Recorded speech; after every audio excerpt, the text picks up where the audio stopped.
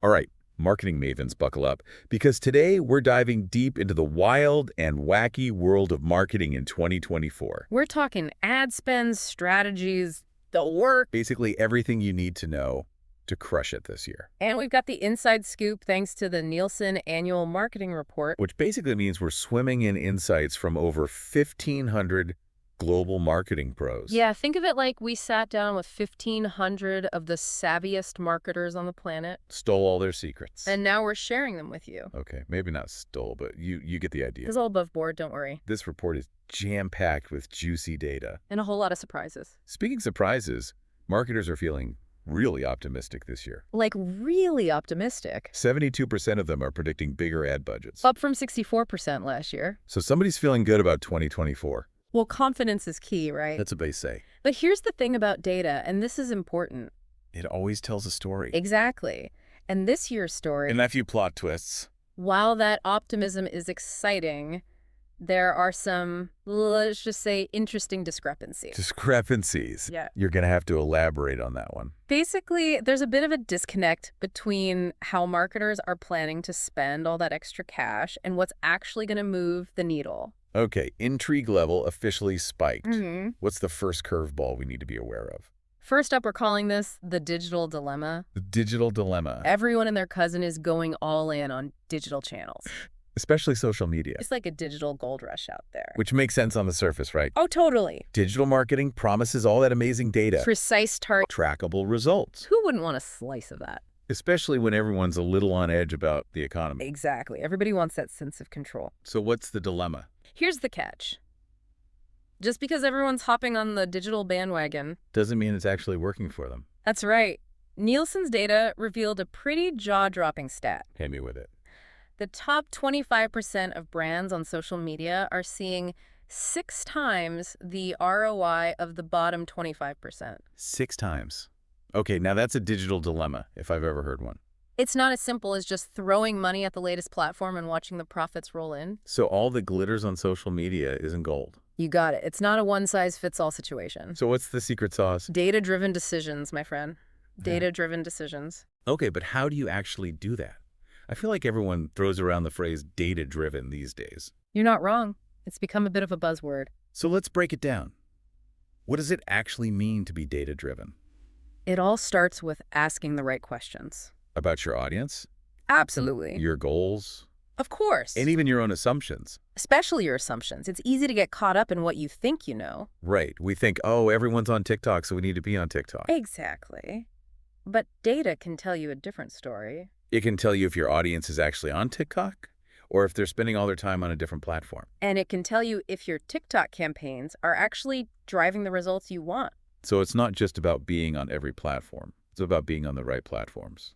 And using those platforms in a way that aligns with your unique goals. Which means doing your homework. Exactly. Data isn't just about vanity metrics.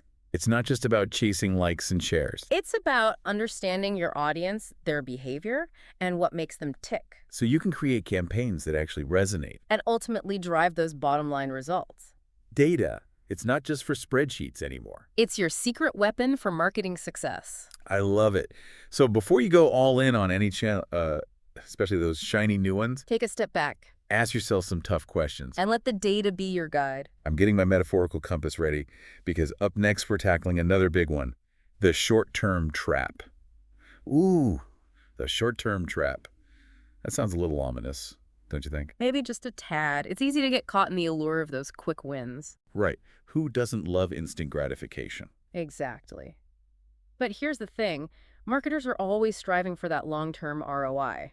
Building those brands that stand the test of time. Absolutely. But there's often a disconnect between those aspirations and what they're actually prioritizing in their day-to-day. So you're saying there's a gap between what marketers say they want and what they're actually doing. You hit the nail on the head.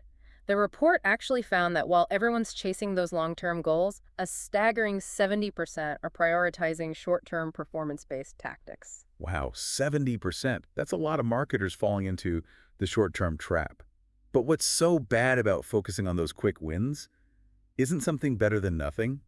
Of course, short-term wins are important, but not at the expense of long-term growth. It's about finding that balance. Exactly. It's like building a house. Okay, I'm listening. You wouldn't just focus on decorating the living room and neglect to build a strong foundation, right? That's a recipe for disaster. Exactly. Yeah. And in the marketing world, that strong foundation is your brand. So you're saying that focusing too much on short-term tactics can actually hurt your brand in the long run. It can absolutely chip away at your brand equity.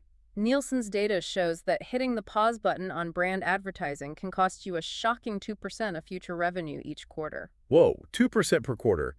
That's no small potatoes. So neglecting brand building isn't just a missed opportunity, it's a direct hit to your bottom line. You got it. And on the flip side, investing in your brand pays dividends down the line. Give me the why. Think about it. A strong brand builds trust with your audience. It creates loyal customers who come back for more. And it makes it easier to attract new customers because they already have a positive association with your name. It's like that saying, a brand is a promise. Exactly. It's the feeling people get when they interact with your products or services. It's that intangible something that makes them choose you over the competition. And that, my friend, is priceless. Okay, I'm convinced brand building is the way to go. Mhm. Do you have any shining examples of brands that are killing it in the brand building department? Absolutely. The report actually highlights a case study featuring Hanes, the clothing company. Eanes. Okay, I'm familiar. They partnered with Roundel Target's retail media network on a multi-channel campaign. Sounds pretty standard so far. What makes their story stand out? They were laser focused on understanding their brand impact. They didn't just rely on sales data. They wanted to understand how the campaign was influencing consumer perception of the Hanes brand. So they were looking beyond those immediate purchases. Exactly. They used Nielsen's brand impact data to measure things like brand awareness, favorability, and even purchase intent. Smart. So what kind of results did they see? Pretty impressive ones, actually. They discovered that people who had been exposed to the campaign had a 20% stronger association with the Hanes brand compared to those who hadn't seen the campaign. 20%. That's significant. Right. They also saw a big jump in both favorability and purchase intent. Proof that brand building works. Exactly. By investing in understanding their brand impact, they make smarter decisions and ultimately maximize their ROI. So it's not just about measuring your marketing efforts. It's about measuring the right things. 100%. You need to have the right data points to make informed decisions that will actually move the needle for your business. Which brings us to another critical aspect of marketing today, reach. Or should I say the challenge of reaching your target audience in a world that's more fragmented than ever. Oh, it's a jungle out there. The media landscape is like a choose-your-own-adventure novel. With a million different endings. And just as many platforms and devices. So how are marketers supposed to navigate this wild world and ensure their message actually lands in front of the right eyeballs? Is it even possible to achieve meaningful reach anymore? It's definitely a challenge, but not an impossible one. The key is to strike a balance and diversify your media mix. Yeah. Okay, I think I know where we're going with this. We've been talking about the importance of data-driven decisions, but something tells me there might be a little disconnect happening. You would be correct. The report actually calls this one measurement mishaps. Measurement mishaps. Oh boy. It sounds like some marketers might be flying blind. Well, they think they've got their instruments all figured out, but... But they might not be looking at the right gauges. Precisely. Here's the thing. Marketers are super confident in their ability to measure ROI. Like, really confident. We're talking 84% saying they're either extremely or very confident in their measurement skills. That's 4%. Wow. That's a lot of confidence. But there's always a but, isn't there? You know me too well. Despite all that confidence, only 38% of marketers are actually evaluating the holistic ROI of their marketing efforts. Hold on. So they're saying they're confident, but they're not even looking at the big picture. I'm not sure I follow. It's like they're tracking their speed, but they've forgotten where they're even going. Or they think they're winning the race, but they're on the wrong track entirely. Exactly. They're so focused on those vanity metrics, the clicks, the impressions, the website visits. Those feel-good numbers that don't always translate to actual business results. You got it. So how do we course correct? How do we shift from chasing those vanity metrics to measuring what truly matters? That's the million-dollar question. And the report points to something called marketing mix modeling, or MMM, as a powerful tool for understanding true holistic ROI. MMM. Yeah. Okay, I've heard of it, but to be honest, I'm not entirely sure I understand what it is. Can you break it down for us? Absolutely. Imagine you're running this big, multifaceted campaign. Lots of moving parts. Exactly. You've got TV ads, social media posts, maybe even some influencer marketing thrown in there. MMM is like having a marketing detective on your team. Intrigued. Tell me more. It helps you connect the dots between all those different activities and figure out how each one is contributing to your overall sales. So it cuts through the noise and shows you what's really moving the needle. You got it. That's amazing. But let's be real for a second. MMM sounds expensive, like something only those big corporations with deep pockets can afford. You're not wrong. Traditional MMM can be pricey. But the good news is that there are more affordable options out there. Like what? Well, the report actually highlights one of Nielsen's tools called Predictive ROI, or PROI for short. PROI. Okay, I'm all ears. It's designed to give you those juicy MMM-style insights without the hefty price tag. Sounds too good to be true. How does it work? Basically, it's like having a crystal ball that's powered by data. PROI taps into Nielsen's massive database of marketing mix and modeling data from tons of past campaigns across all sorts of industries. So it's learning from experience. Exactly. By analyzing all that historical data, it can actually predict the potential ROI of your campaigns before you even launch them. Whoa. That's next level stuff. Yeah. So you're telling me I can find out if my campaign is going to be a hit or a miss before I even spend a dime? You got it. It's all about using data to make smarter, more informed decisions. Do you have any examples of brands that have used this PROI tool to level up their marketing game? Absolutely. The report talks about a company called Waylar that specializes in influencer marketing. Influencer marketing. Yeah. Now that's a tough one to measure. I feel like everyone's always debating the ROI of influencer campaigns. You're telling me. It's notoriously difficult to track. So how did PROI help? Weller was using PROI to try and get a handle on the true ROI of their clients' influencer campaigns. And what they found was pretty eye-opening. The tool revealed that their clients were actually significantly underinvesting in their influencer campaigns. Underinvesting? Really? I would have thought it would be the opposite. It seems counterintuitive, but it happens all the time.